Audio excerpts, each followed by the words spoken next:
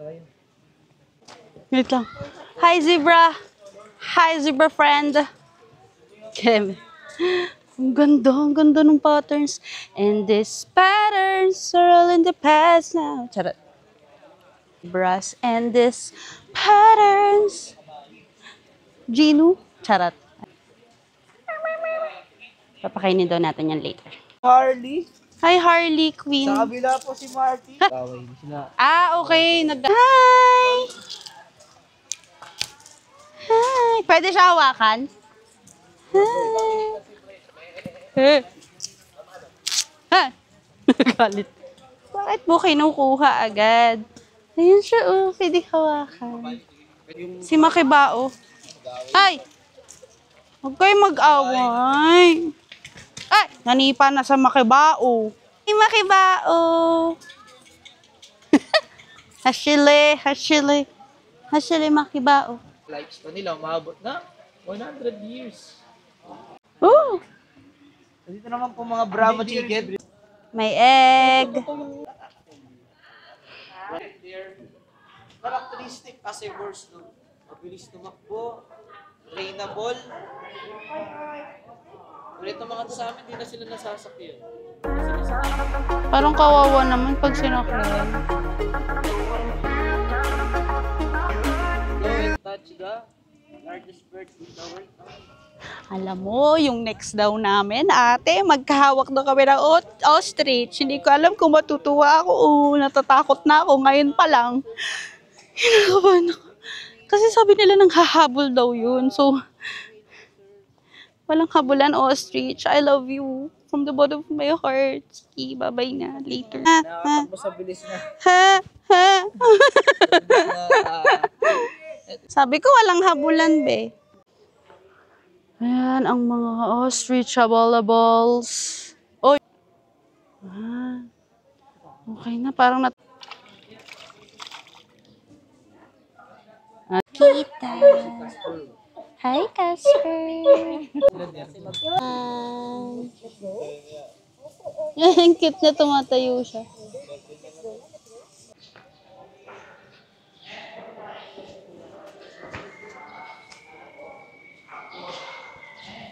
Welcome po sa Museum of Antiques namin. No, mostly, yung makikita nyo dito ay mga brass casted po na mga statues ni Buddha. Kasi mo tingnan nyo yung jade na nangyari. Ito po siya, yung mga green magawa. Grabe.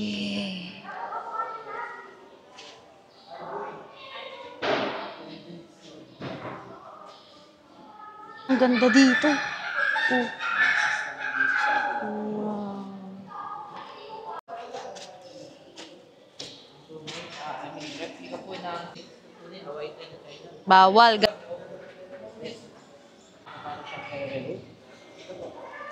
Meron din tayong uncut dollar bill. Lokal na simbahan na lang po. Okay. Ang galing mo. Oh. Mga collections na may-ari. Pati mga electric fan, ate ko. Hindi mo kaya. Ano?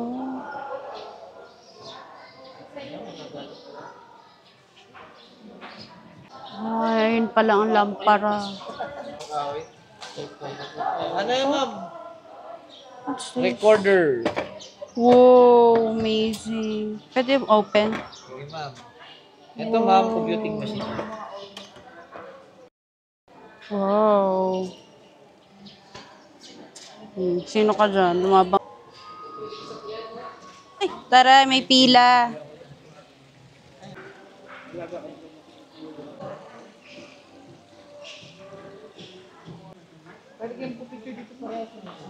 Ayoko.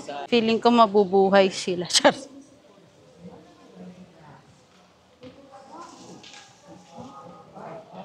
Ang Dragon Ball Z.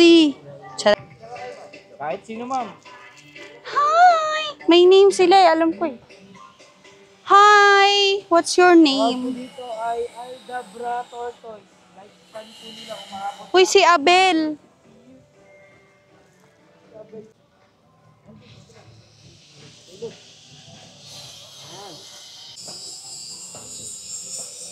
Sorry, natutusok ka na. Dito daw sila pumapasok kapag mangingitlog sila. Buhangin yung loob niya para pag nangitlog siya, ibabaon niya na lang doon. Pinakamalaking daga. Yung nakikita niyo po ay almost 3 years. Kapibara! Ginawa niyo po yan para mahawak ng walis tambo. Sige nga pa experience. Hindi naman ito mangangagat mo. Ay! Oo nga. Walis tambo.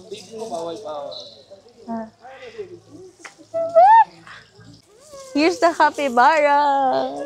Capybara, capybara, capybara. Ang galing. Uy, capybara. Kainin mo to. Oh, wag yung kamay ko. Hindi capybara. Old lang po siya. Ay, cute, cute. Hindi niya po yung ngipin niya, no? Parang ano.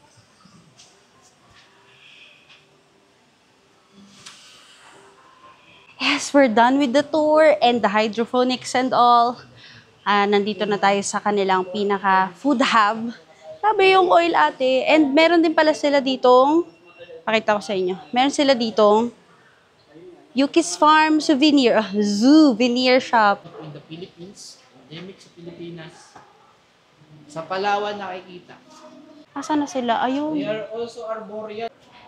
So yeah, we're done with our tour and now nandito tayo sa kanilang food court, food hub. So, kain lang tayo. Nag-order lang ako ng Siopaw and Coke. Kasi may pupunta naman tayo later for lunch. So, ayun. Dito na din pala ibinigay ito yung harvest natin na lettuce from their hydroponics farm. Nagutom ako. Nagutom tayo sa ating tour. Nag-order lang ako ng Siopaw lang. Siopaw and Coke Zero. Para guilty pleasure daw kunyari. Kain na muna ako. Okay, bye. Na tayo. Kakain na ako pero hirap na hirap ako dahil ang init. So, i-rate ko to na yung init niya is 10 out of 10. Ang siopaw. Pero gusto ko siya kasi yung, alam mo yung tinatanggal ko yung makinis na part sa siopaw. Bye, Yuki's Farm!